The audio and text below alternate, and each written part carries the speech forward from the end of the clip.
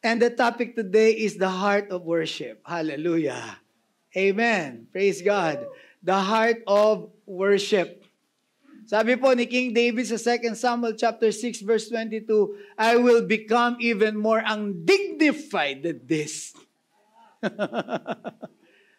And I will be humiliated in my own eyes. But by these slave girls you spoke of, I will be held in honor. He was talking to Michal, his wife.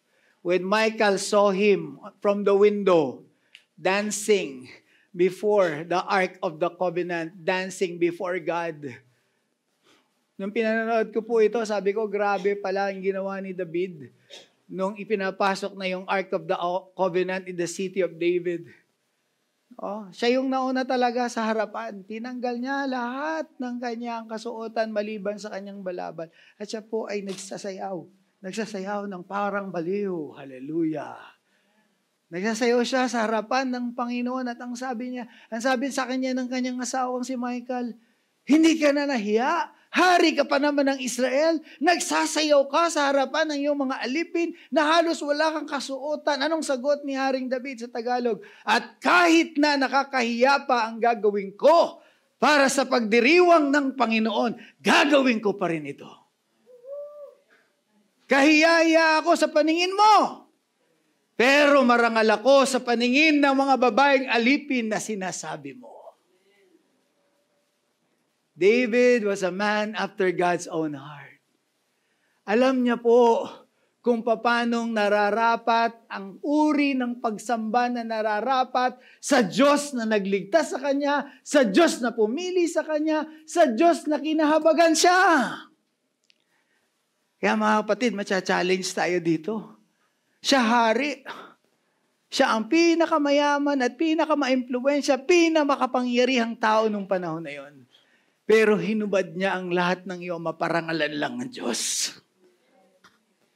Hindi naging hadlang ang kanyang sarili para maparangalan ng Panginoon. Ang kauna-unahang hadlang, kaya hindi tunay na masamba ng isang tao ang Panginoon ng lubusan, ay ang sarili niya. The greatest hindrance to a real worship is ourselves.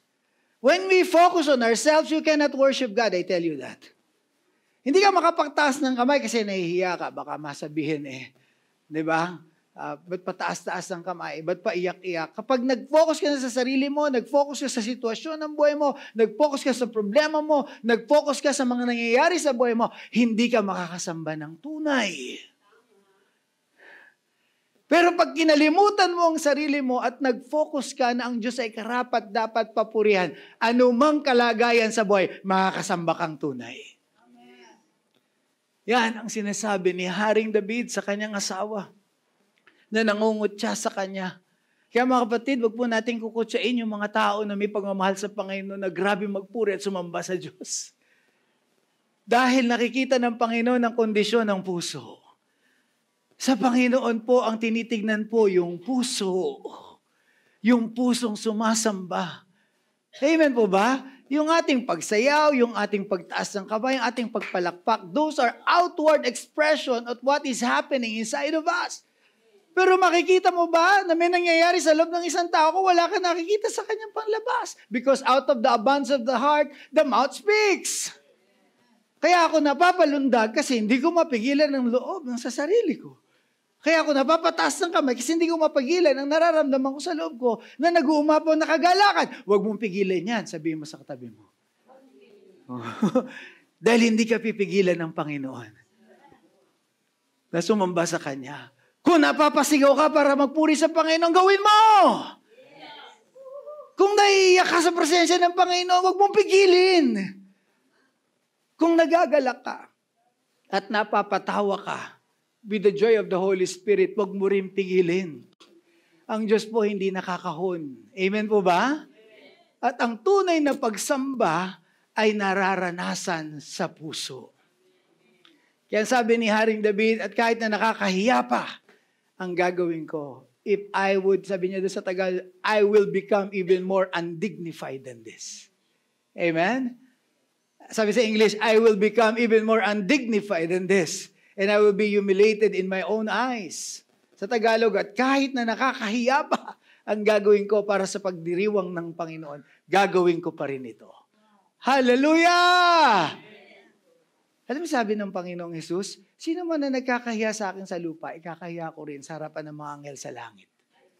Hallelujah!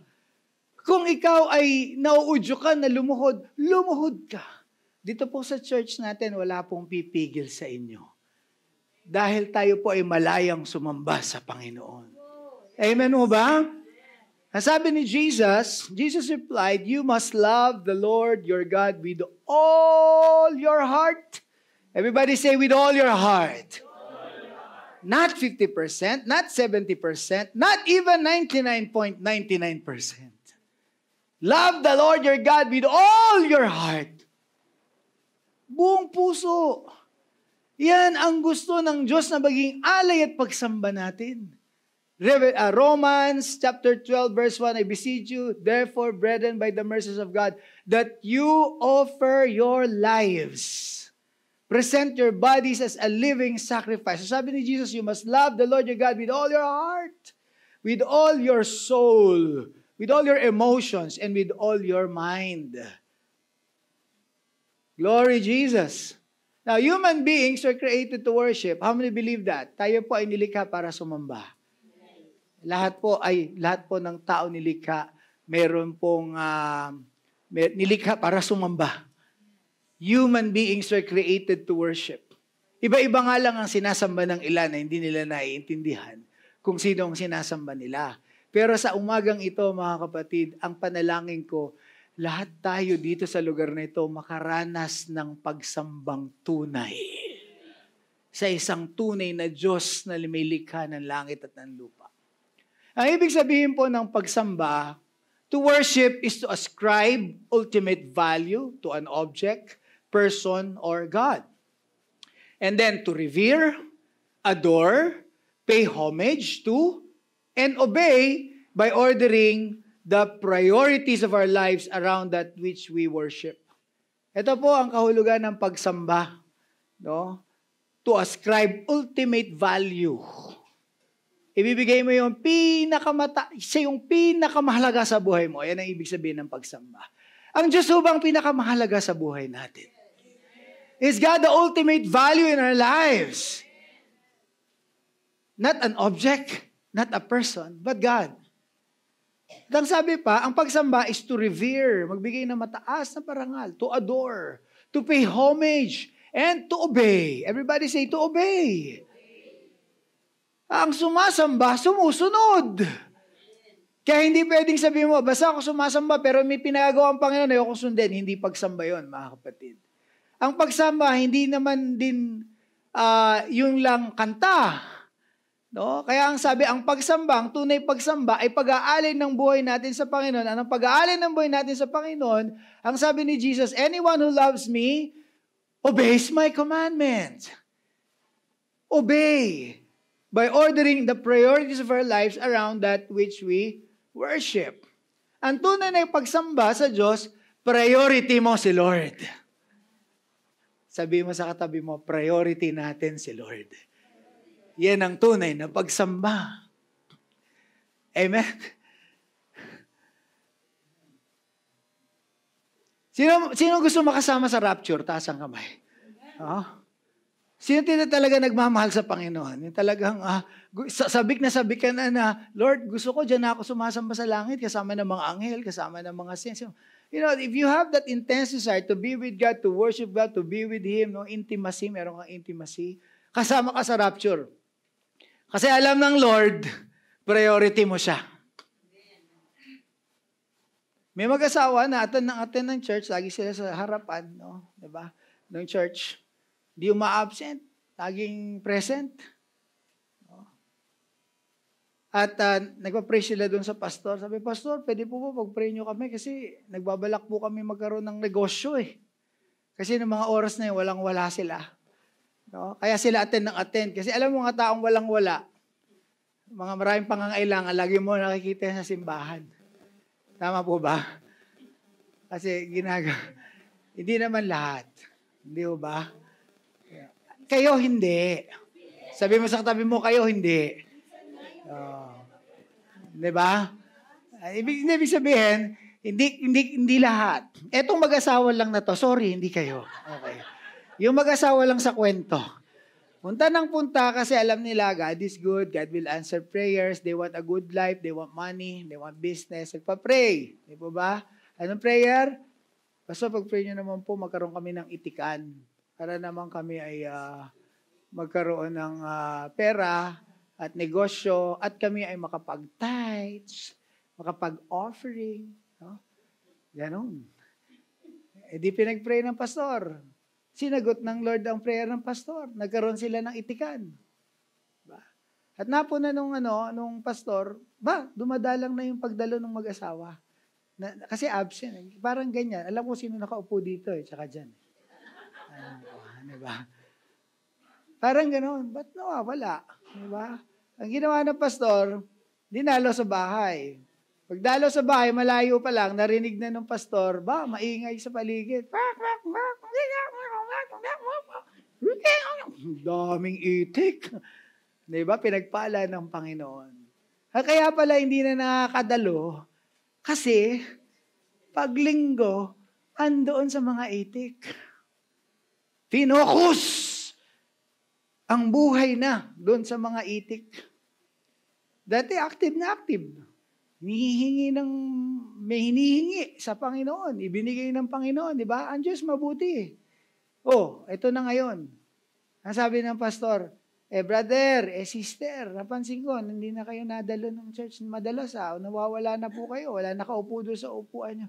Kasi po, pastor, paglinggo ko, wala akong magbabantay doon sa mga itik No? Pwede ba, pastor, padadala na lang namin yung yung tithes, yung offering. Hindi po ba?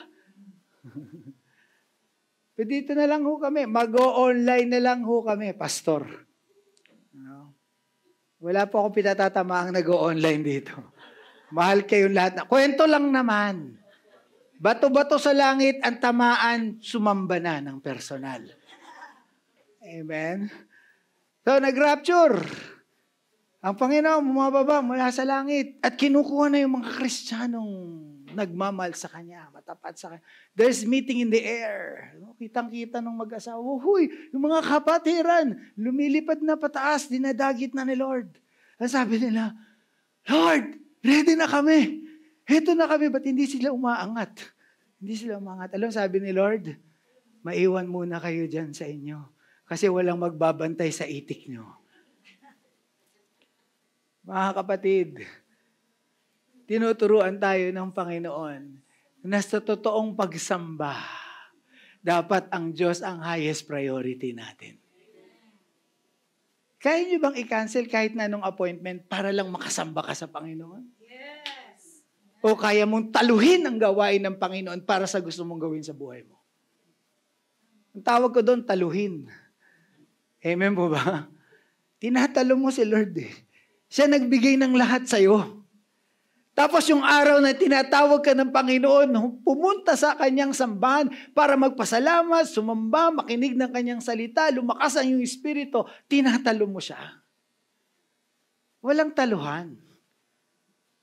Sabi mo sa katabi mo, huwag mong tataluhin si Lord. Kasi si Lord, hindi ka bibiruin. Amen? Ang ganda ng word ko, for the international audience, no? Hallelujah. That's a Tagalog word. Amen po ba? Kumbaga, ganyan, talo-talo na to. Amen? Yun yung mga word. Kasi lumaki rin ako sa mga kalye, kaya alam ko yung mga ganong salita. Hindi po ba? Pero sinasabi ko dito, mga kapatid, no?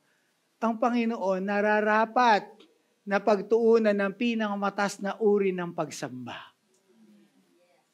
Pinakamataas na uri ng pagmamahal at pasasalamat. The Bible teaches that God alone is worthy of our worship. The heart of worship is all about God.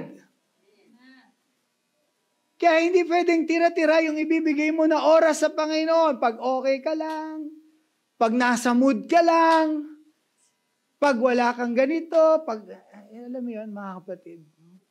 Hindi po ganun ang tunay na pagsamba sa Panginoon. Kasi hindi ganun ang tunay na pagmamahal na inialay niya sa atin. Ang inialay niya sa atin na pagmamahal, ibinigay niya ng buong buo ang kanyang sarili, ang buhay niya, para lang huwag kang mapunta sa impyerno at makasama ka niya sa langit. Yan ang tunay na pag-ibig. Worship, more than anything else, will connect us with God. And our only source of lasting hope. Who is the only source of our lasting hope? God. God. And you know that worship more than anything else will connect us with Him. Kaya yung mga gusto talagang sumamba sa Panginoon ng buong puso't lubusan, excited na maaga. Kasi ayaw nilang mamiss yung pagsamba. Ayaw nilang mamiss yung vertical approach from man to God. That is the worship time. Naalala ko nung araw, pag sinasabi nung pastor namin noon, no, maaga kayong dumating. Kasi kung dadating kayo, Word of God na, preaching na, kasi gusto niya lang mag-gets yung message, yung revelation, no? Na-miss nyo 3/4 nung service. Kasi hindi kayo nakasamba. Amen ba? No worship, no rain. Nagpupunta tayo, yes, part yung preaching, part yung Word of God, pero ang pinakamahalaga talaga, kaya nga tawag na worship celebration. We came to worship the King of Glory. We are ready to give Him thanks and glory with all our heart, soul, mind, and strength. And then after that, God will minister to you.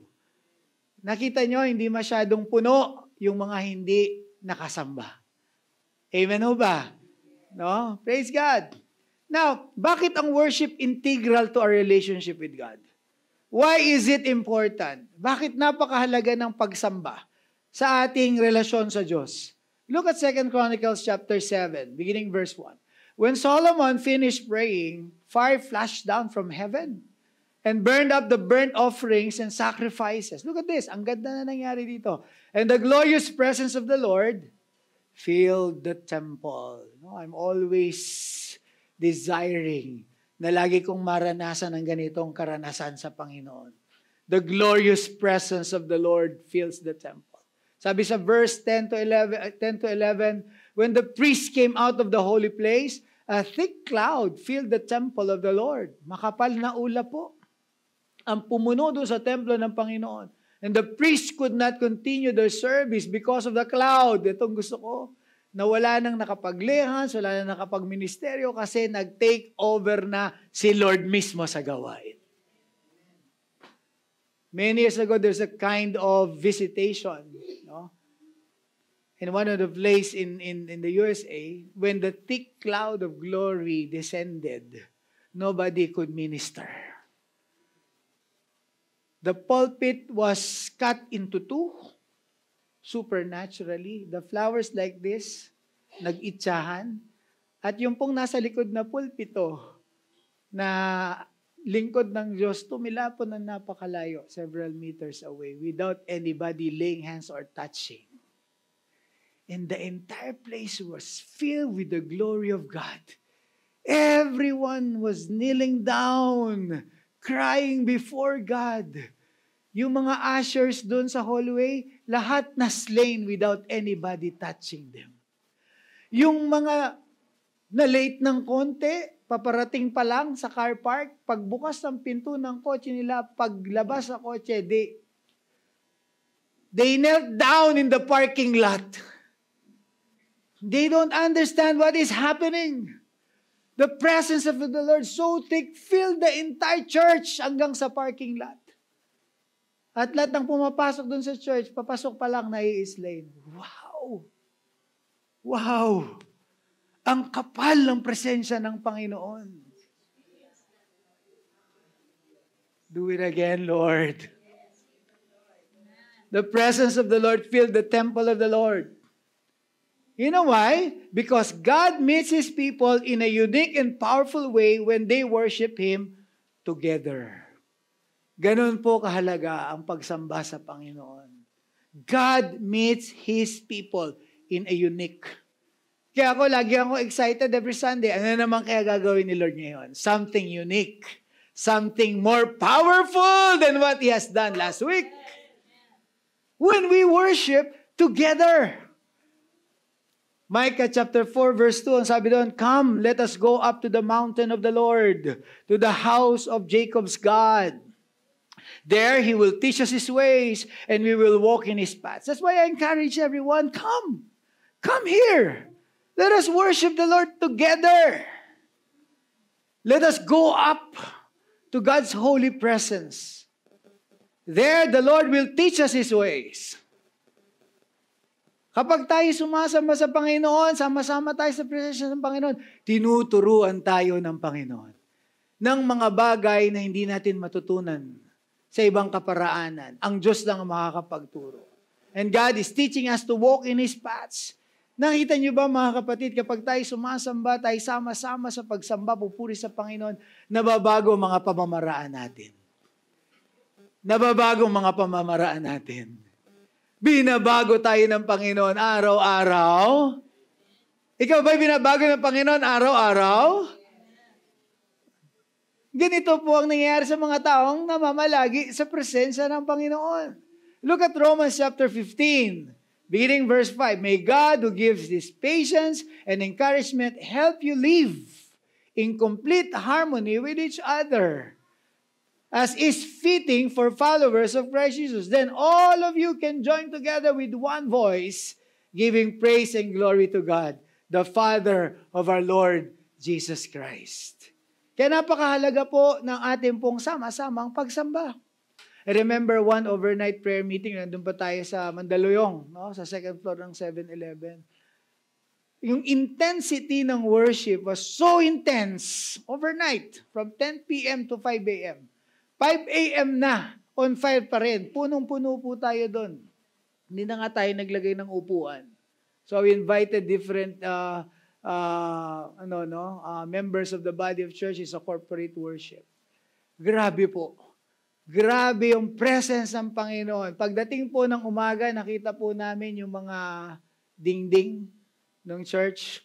Nagdidrip po. Tumutulo yung mga golden oil all around the place. We have a video of that. At yung amoy ng oil, it's heavenly scent. Meron sa ilalim ng hagdanan, meron doon sa pinaka-salamin na meron kaming design. Meron sa pulpit, oil, supernatural oil. And everyone were so amazed to this manifestation of God. Amen o ba? And many were healed, many were delivered, many were saved, many were revived. Kasi po, yung pagsamba, yung pagpupuri, talagang nakatuon. Solidong-solido po, mga kapatid, sa ating Panginoong Diyos. You know, something special and awe-inspiring happens when God's people get together. Amen. When we get together, something special and awe-inspiring, katulad doon nangyari sa amin doon, sa Mandaluyong. No? Nakaka-inspire. Lord, grabe talaga. Grabe talaga. Kapag merong tunay na sumasamba sa'yo. When people get together, we sing, we praise, we hear His word, when we worship Him. Kaya dapat meron tayong laging excitement. Linggo na, araw ng pagsamba. Kalimutan na ang lahat. Sasamba tayo sa Panginoon. Amen! Glory Jesus. Now, there's a sense of community and fellowship that can only happen when believers worship together. Kaya sabi sa Psalm 133, napakaligaya at kahanga-hanga sa ating pagmasid. Amen? Ang nagkakaisa at laging sama-sama na magkakapatid. Amen? Hallelujah. Kahit may problema at maraming pera, di ba't laging masaya? Amen? Ganyan nga ang buhay kung naka Jesus, laging may galak sa tuwina. Alam niyo ba yung katang yan? Kami lang nakakaalam naman. 1980s kasi yan tinuro. Sorry po okay. Pero sa Psalm 133, yun ang sabi, behold how good and how pleasant it is when brethren dwell together in unity. In unity.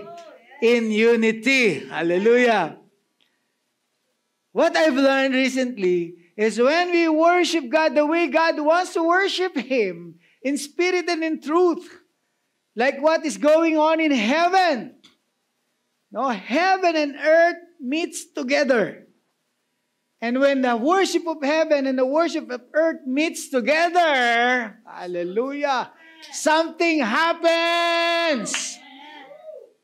Something happens.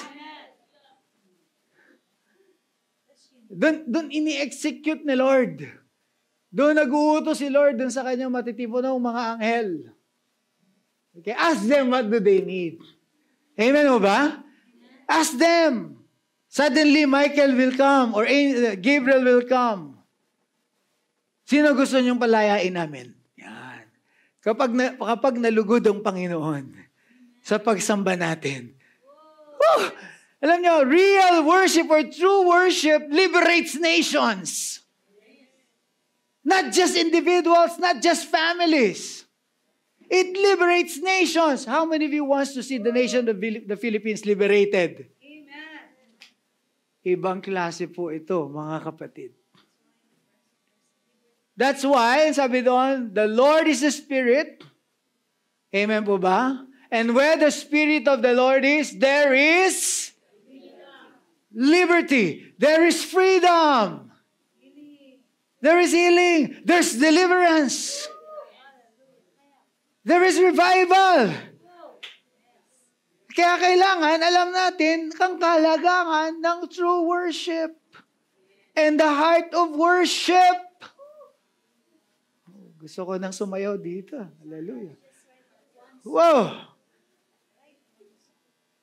Totoo po yun. Minsan, it only takes one right song.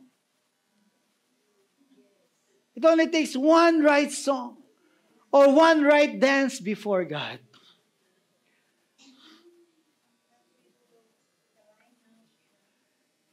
Si Herodes, nung birthday niya, pinasayaw ni Herodias si Salome.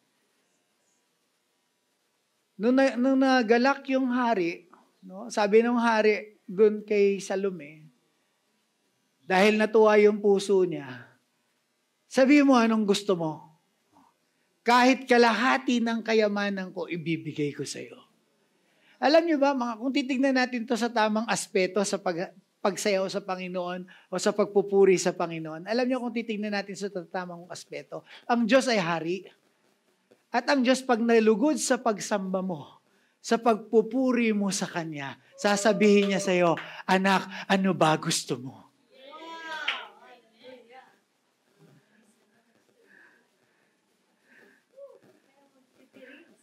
Kaya huwag tipirin ng Diyos sa pagsamba. Ibigay mo ng todo-todo. Kung nung araw, todo-todo ka saan eh. Discontented. Tawag ko doon sa discontented activity. Kung ikaw ay nung araw ay todong-todo ka doon sa patay, kung magsayaw, patay sindi ba ilaw? Diba? Inaabot ka na madaling araw, ayaw mong umalis. Di ba? Todong-todo yung buhay mo. Eh, bakit nung na-born again? Dapat mas bigay todo tayo sa Panginoon. Amen o ba? Amen.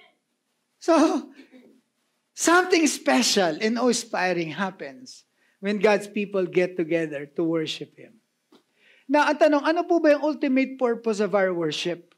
What is the ultimate purpose of our worship? Worship is the recognition of who God is and who we are in relation to Him. Ang tunay pagsamba po ay yung pagkilala mo kung sino ang Diyos sa buhay mo. At ano ang relasyon natin sa Kanya. Kung alam mo na meron kang relasyon sa Diyos at kilala mo kung sino ang tunay na Diyos sa sinasamba mo, makakasamba ka ng tunay. Look at this. Look at the prayer of David. 1 Chronicles chapter 29, verse 10. Beginning verse 10. Then David praised the Lord in the presence of the whole assembly. Look how David recognized who God is. Kasi po mga kapatid, sa pagsamba, hindi ka naman makasamba kung hindi mo kilala yung Diyos eh. Okay, ang sabi dito, O Lord, the God of our ancestor Israel, may you be praised forever and ever. Yours, O Lord, is the greatness, the power, the glory, the victory, and the majesty. Everything in the, look at this, look at the words of David. Everything in the heavens and on earth is yours, O Lord. And this is your kingdom. He recognizes who God is. No? We adore you as the one who is over all things. Kaya pag sumasamba tayo, sabihin natin yan, Lord. No? Blessed are you, O Lord our God, King of the universe. Yun. Baruch atah Hashem Adonai. Eloheinu melech haolam. No, grabe po. Kaya grabe yung pag-honor, grabe yung pag-worship, because when you worship, acknowledge mo ka God, who God is. He is your creator. He owns the heavens and the earth. He's a powerful God. He's worthy to be adored. The one who is over all things. Ano bang sabi ni David? Lord, wealth and honor come from you alone. Pag marunong mag-recognize sa mga tao na ang lahat ng kayamanan at ng karangalan galing sa Diyos, ibabalik niyang papuri sa Panginoon. Ang kayamanan, pagsubok din, mga kapatid, naniniwala kayo doon? Ang kayamanan ay malaking pagsubok. Kaya huwag kayong hingi ng kayamanan kung hindi nyo kayang hawakan ang kayamanan. Tama po ba? Huwag kayong hihingi ng kayamanan kung hindi nyo kayang hawakan ang kayamanan. Kasi maraming nalihis, nawala sa wisyo dahil sa kayamanan na ipagkaloob sa kanila na hindi nila kayang hawakan. Pero kung alam mo kung sino pinagmumulan ng kayamanan at ibabalik mo sa Kanya ang lahat ng paggalang at pagsamba, hindi ka mawawala. Sabi ni David, wealth and honor come from you alone, for you rule over everything. Power and might are in your hand, and at your discretion people are made great and given strength. Ina-acknowledge ni David, yung pagiging hari ko, yung kapangyarihan, yung authority meron ako, galing lang to sa'yo, Lord. Hari siya, presidente, pinakamataas na tao sa bansa. Pero ina-acknowledge niya, lahat ito galing sa Diyos. Saka nakakita ng hari, nagtanggal ng balabal, nagsayaw na parang insane in front of the people, in front of the Ark of the Covenant. Kaya ang sabi, David is a man after God's own heart. Yung mga worshipers, malapit sa puso ng Diyos. Amen? Yung mga worshipers, malapit sa puso ng Diyos. Alam mo, I have a visitation in heaven many years ago. I think that was 2012 or 2013. And I saw the throne room, and I saw where people worship God in heaven. And I was just an spectator from a near distance. And I saw, nakita ko, may mga nagsasayaw. May mga nagsasayaw. Sa harapan ng Diyos, sabi ng Diyos, talagang may magsasayaw sa harapan ko kasi ako ay hari. Kung yung mga hari sa lupa, may nagsasayaw sa harapan nila. They were dancers before God. At napakaganda, napaka-graceful ng kanilang pagsasayaw. Meron silang mga banners, meron silang mga shawl, meron silang kung ano. They were dancing before the throne of the King. Hallelujah! And then I was so amazed. Sabi pa ni David, "Oh our God, we thank you and praise your glorious name." Now, ang pagsamba, mga kapatid, ay iba't ibang form. Okay? So we worship God with our singing, we worship God with lifting our hands, with dancing, no? With clapping, with playing instruments, by kneeling down, by crying out before God, by blowing the shofar. Ang dami po form ng worship. But there is also a form of worship which is very important to God. You know what it is? Giving. Everybody say giving.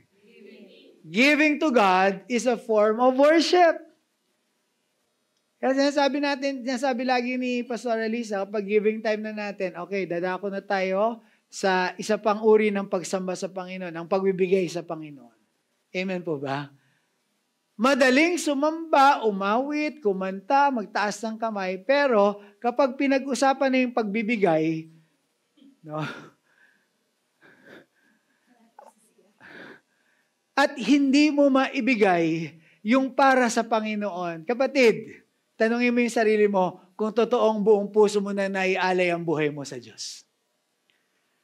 Kasi kung yung regalo ng Panginoon sa iyo na binigay niya na material na bagay na pinaka-cheapest blessing o cheapest thing, hindi natin maibalik sa Kanya, how much more can you offer your entire life to Him? Naiintindihan mo natin? Kaya kapag nagpabautismo ka, ilubog mo lahat. Kasi dun sa Saudi Arabia, merong water baptism doon nung araw, no? Eh, nung isang kapatiran na magpa-water baptize, nakapa niya yung wallet niya dun sa pantalon niya. Kasama pala, ilulusong na siya. Ang ginawa niya, nilulusong siya, kinuha niya yung wallet niya. Tapos inilubog yung buong katawan niya, pero yung wallet niya, itinaas niya ganun.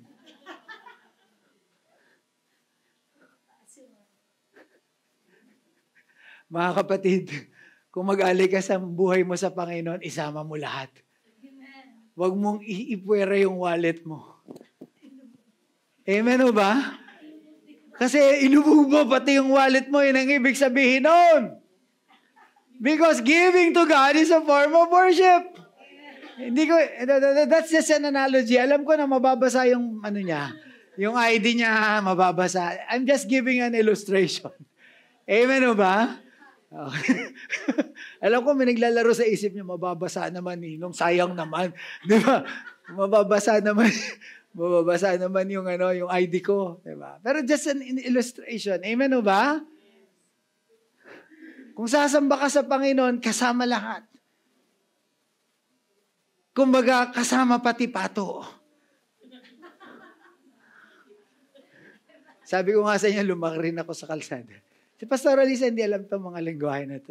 Rich kid to eh. Okay. So, pag sinabing kasama pati pato, walang, kasi naglalaro kami nun, di ba? Di ba? Pitek, di ba?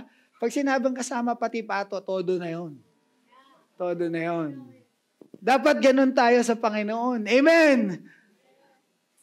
Hindi yung pag pinag-usapan, pagbibigay na, ay ako. Diba? May kape ba dun sa likod? Asan yung washroom dito? Ay, may nag-text. Diba? Ay, may tawag. Tapos kinakausap yung sarili niya, hello? Tapos inaabangan niya, tapos na kaya yung offering. Diba? Huwag ko ganoon, mga kapatid. Giving to God is a form of worship. Giving the first fruits of our income to God honors Him as our number one priority. I thank God. God has given us the revelation of the first fruits. And ever since we did that in this church, grabe po ang plenty and abundance and provision ng Panginoon. For those who give their first fruits. For those who give their first fruits. So giving the first fruits of our income to God honors Him as our number one priority. Kasi kung yung bagay na yan, first fruit, hindi mo maibigay sa Panginoon, I doubt yung second two requirement, hindi mo maibibigay. Yung buong puso mo, buong kalakasan mo, devotion mo, you cannot give that to God. Kung yun palang na pagsubok na yun, hindi mo maibigay sa Panginoon yung nire-require niya sa'yo. Kaya alam nyo, isa sa pinakahinahangaan ko talaga na karakter sa Bible, si Abraham. Nung sinabi ng Diyos kay Abraham, Abraham, dalhin mo yung anak mo dun sa bundok na ituturo ko sa'yo. At dun ialay mo siya sa akin. Walang pag-aalinlangan. Madaling araw pa lang, bit-bit na ni Abraham si Isaac. Sige Lord, saan tayo? Dala-dala yung panggatong, dala-dala yung kutsilyo, ready siyang patayin yung anak niya. Doon sa bundok na kung saan ituturo ng Panginoon. Kasi para kay Abraham, walang makahihigit sa Diyos sa kanyang buhay. Hindi ang anak, hindi ang asawa, hindi ang negosyo, hindi ang trabaho, hindi ang pera. Lord, ano pa bang Isaac ang inire-require mo sa akin? Saan bundok tayo mag-o-offer, Lord? Let's go, Lord!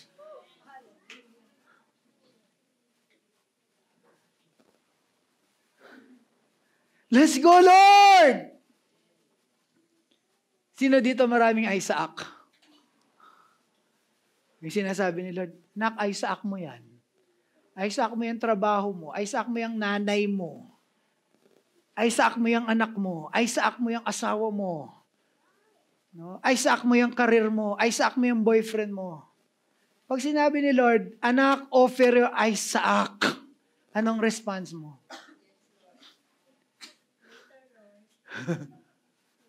Lord, baka sabi mo, Lord, ikaw ba yan?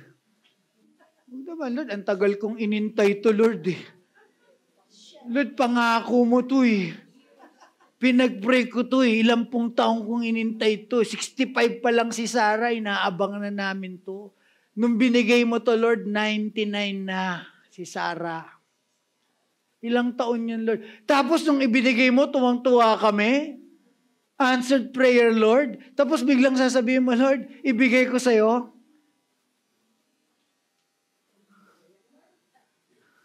Ikaw ba talaga yan, Lord? Mga kapatid, lahat ng bagay na humahad lang sa pagitan mo at sa Diyos, ay saak mo yan. Ay saak mo yan. Ba't hindi ka makadalo? Kasi. Hindi ka mauubusan ng kasi. Kasi babae. Kasi lalaki. Kasi ganito, kasi ganyan. Hindi nyo alam yung palabas na yon. Yung mga matatanda lang nakakaalam nun. Kasi babae. Okay. Hindi nyo alam. Okay. So, next topic. Si Ate Nora lang nakakaget sa akin. Okay. So, alright, no? Kasi maraming dahilan. Okay? No. Alam nyo mga kapatid, no? Kapag magdadahilan ka sa Panginoon, marami kang pwedeng idahilan. Amen po ba? Pero ang Diyos nagdahilan ba nung namatay siya sa krus ng Kalbaryo para sa atin? Amen?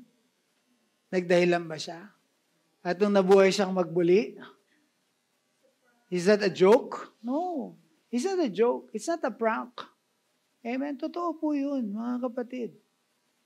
Kaya kung di natin maibigay sa Panginoon, itong mga bagay na ito, tanungin na po natin yung sarili natin. Now, our offerings demonstrate that our work is for God and that His work is most important. Kapag binabalik po natin yung ating mga kaloob, dinedemonstrate po natin ng ating mga gawa ay galing sa Panginoon. Lahat po ng pinagkaloob ng Diyos sa atin, talento, talino, kakayanan, galing sa Panginoon yan. Kapag ibinilik natin yung para sa Kanya, sinasabi natin na ang Kanyang gawa ay mas mahalaga kaysa sa gawa natin. Nakuha natin? Ang ginagawa niya, mas importante dun sa ginagawa natin. Amen! Kapag binabalik natin yung para sa Kanya. Exodus 23 verse 19, sabi ni Lord, as you harvest your crops, bring the very best of the first harvest to the house of the Lord your God. Everybody say, the very best. Hindi tira-tira. Ibig sabihin, the very best. Kaya kinalugdan ng Diyos si Abel kasi inialay niya sa Panginoon the very best. Kaya hindi kinalugdan ng Diyos si Cain kasi inalay niya sa Panginoon tira-tira.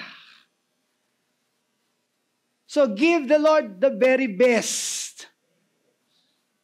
Sabi sa Proverbs chapter 3, verse 9, honor the Lord with your wealth, with the best part of everything you produce. Honor the Lord with your wealth. If you're a wealthy person, honor the Lord with your wealth. Even if you're not a wealthy person, honor the Lord with your wealth. Parangalan natin ang Panginoon sa pamamagitan ng mga bagay, material na bagay na binigay niya sa atin. And the best part of everything you produce. Always give the Lord the best part. Amen ho ba? Best, everybody say best part. Naalala ko po si David. Ang sabi ni Arauna, sige lang, King David, kuha ka lang dyan ng lupa. Huwag mo nang bayaran. Total, king ka naman eh. Diba?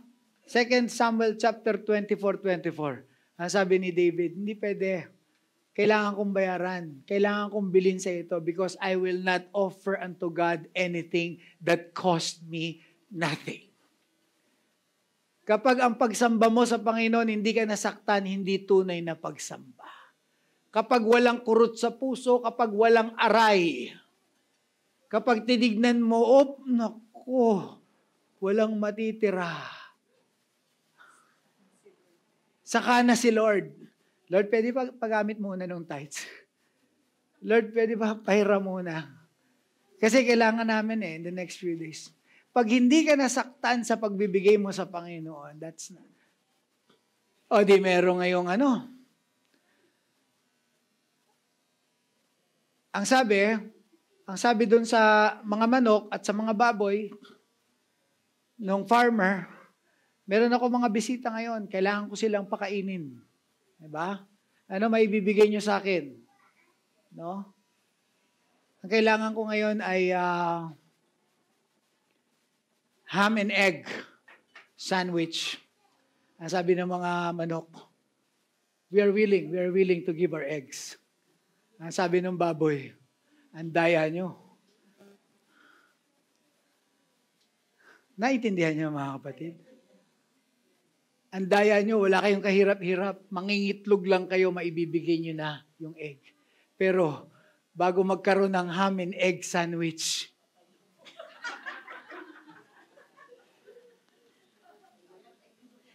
kuha natin mga kapatid. Kuha natin.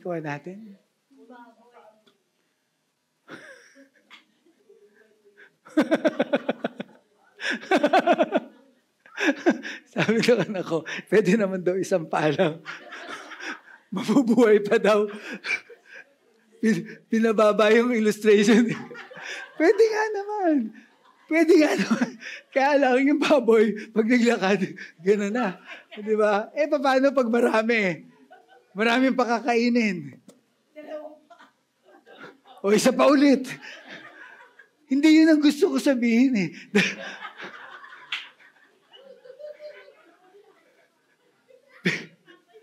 Magaling mag-isip talaga. Okay.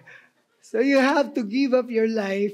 The pig has to give up his life to offer himself. Kaya sabi ni Lord, honor the Lord with your wealth and with the best part of everything you produce.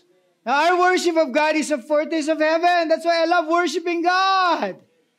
Kanina, I really felt there is a foretaste in heaven here. Pag sumasamba tayo, yung corporate worship is a foretaste of heaven. Sabi sa Revelation chapter 5 verse 11, then I looked again and I heard the voices of thousands and millions of angels around the throne and of the living beings and the elders. Sabi sa verse 12, and they sang in a mighty chorus, worthy is the Lamb who was slaughtered, to receive power and riches and wisdom and strength and honor and glory and blessing. Ganon ang ginagawa nila sa langit. Kaya yung ginagawa natin kanina, it's a foretaste of what is being done in heaven. Kaya binibigyan tayo ng free taste ni Lord. Ng langit kapag sumasamba tayo. Ang tanong, paano ba natin gagawin yung worship na part of our daily life? Para araw-araw naka-in-tune ka. So, ang gagawin mo, take a moment to praise God whenever you see His wisdom. Kapag nakita mo, Lord, grabe yung wisdom na binigay mo sa akin. Thank you, Lord. I worship you. Amen? No? Whenever there is you see God's wisdom, you experience the power of God. God gave you direction. Naramdaman mo yung care, yung protection ng Panginoon, yung love ng Lord sa buhay mo. Praise God. Worship God. And then worship becomes your way of life. Nung isang linggo, Sunday, September, 3, 11:30 p.m., malakas ang ulan. Pinarada ko yung sasakyan dun sa R. Vicencio. Nagkapoti ako. Sumakay sa e-bike, may payong, malakas kasi ang ulan. Yung color ng kapote is maliwanag. Okay? And then I am driving doon sa bike lane. Paglagpas ng Shaw Boulevard, Acacia Lane, papunta doon, no? Sa R. Lapids, malapit sa land bank, sa may gasolinahan. Suddenly, I heard something in my back. Boom! Ang lakas! Wala ko ibang nasabi kundi, in Jesus' name! I was bumped by a motorcycle from behind. At yung e-bike na dala-dala ko, hawak ko yung isang kamay tsaka yung payong. Gumanon oo. Lumipad ho ako. Lumipad. Several meters away. And then I dropped. And the e-bike was distorted. Yung gulong, gumanon. Basag yung rear light. Natanggal yung sa cover sa headlight. Then I fell on the ground. I have scratches here. Magtataka kayo, may scratches ako dito. Pero yung kapote ko, wala pong butas. Doon ako nagtataka talaga. At pagbagsak ko, hawak ko pa rin yung payong. Tumayo ako, hawak ko pa rin yung payong, pero nakabaligtad na. Wala pong nakakita sa dilim mo, malakas po ang ulan. Paglikon ko sa likod, meron pong isang nagmomotorsiklo nakabalibag, nakahandusay siya sa daan, at yung motor niya nakabalabag. Siya yung Malakas po, malakas. Malakas po yung ulan nun, nung mga panahon na yun. Sabi nga namin ni Papa, dapat umalis na bago lumakas yung ulan. Lumakas nga. Bumuhos yung ulan by that time. Wala ko ibang nasabi kundi, in Jesus' name. In Jesus' name. Mabuti na lang, pag nagugulat ako, in Jesus' name ang sinasabi ko. There's power in the name of Jesus. Amen o ba? And then I felt like there was a huge metal, parang merong makapal na bakal na nasa likod ko, na yun yung sinalpok ng motor. Ganun po talaga ang pakiramdam ko.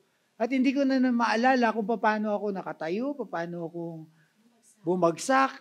Basta ganun yung, pag ganun pala yung sitwasyon, mawala ka na, hindi mo na lahat eh. No? Tapos nakita ko po, tapos may dumating na mga ibang mga nagbumotor din. Sabi, tatawag ba tayo ambulansya? Ay naman magpatawag ng ambulansya. Nilapitan ko po yung nakabangga sa akin habang nakahando. Naawa po ako kasi hindi po makatayo. At pinag-pray ko po siya ng healing. Hallelujah. Pagkatapos po sabi ko, mag-ingat ka sa susunod. Umalis na po ako. Yan.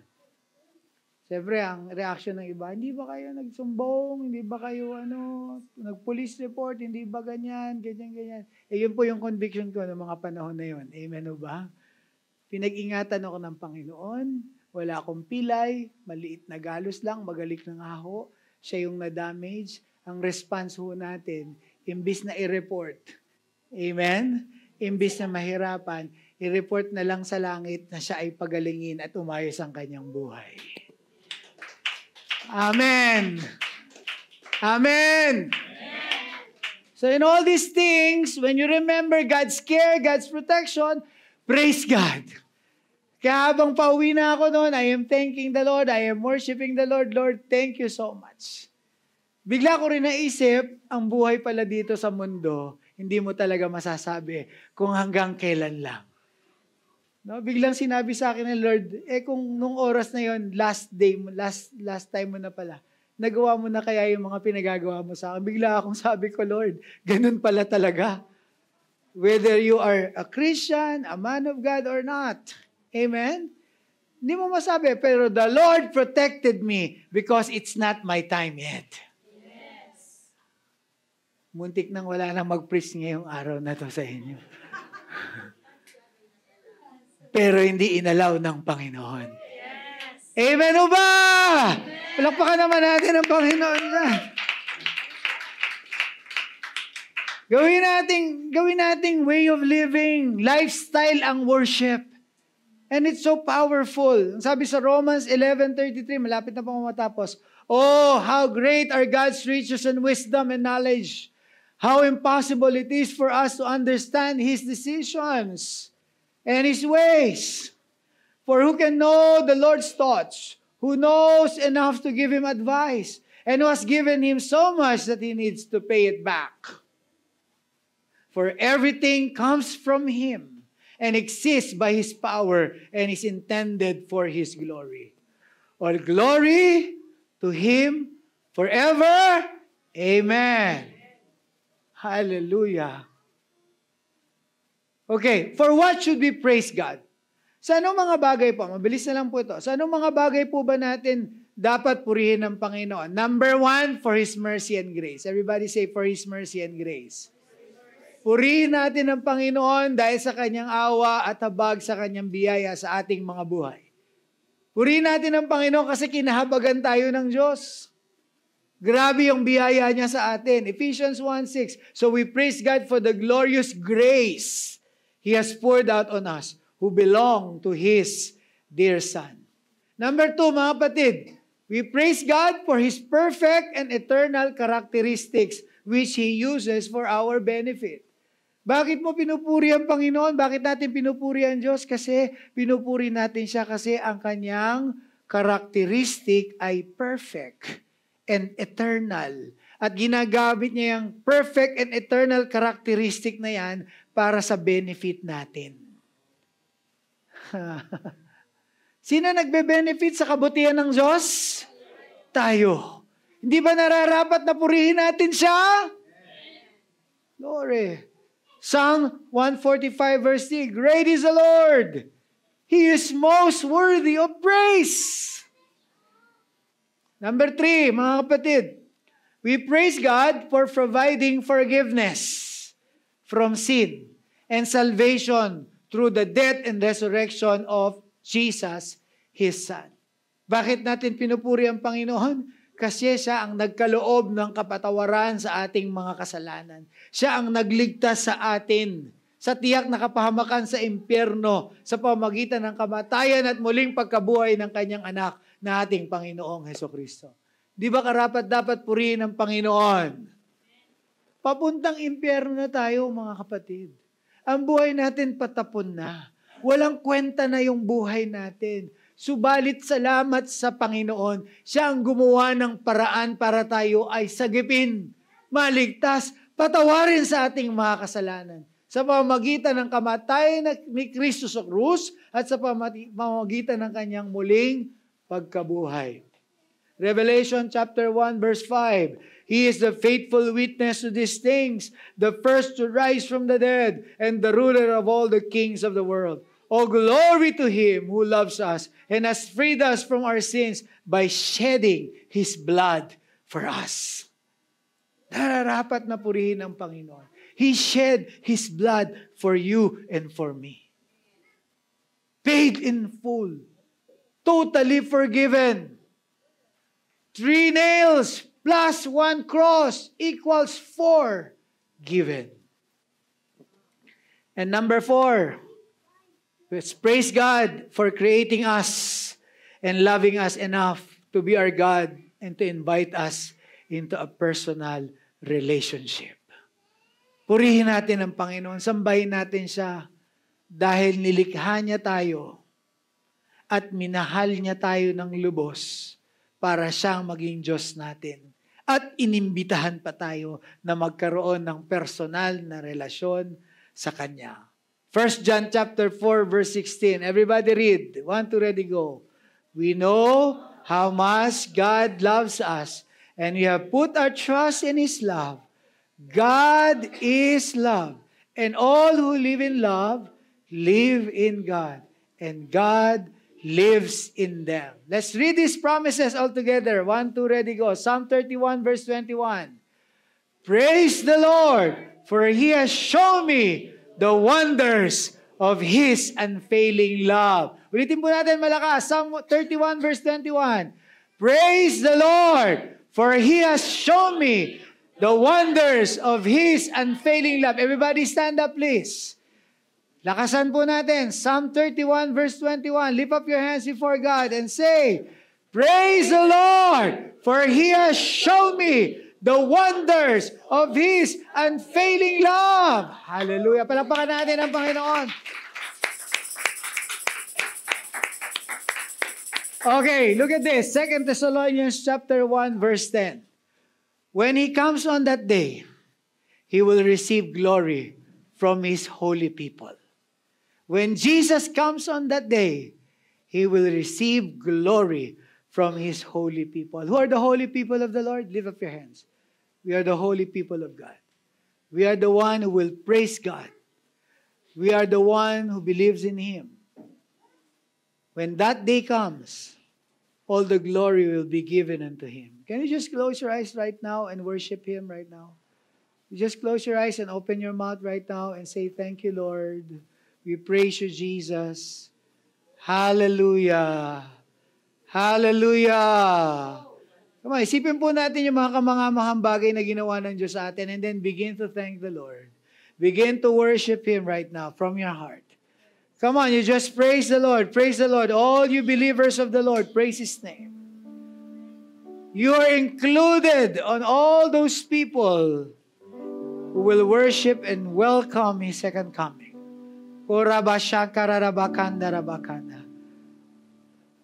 Because you believe what He told you about Him. Father, we thank you so much right now. We thank you so much right now, O God. And Lord, prepare your people right now for this wonderful encounter.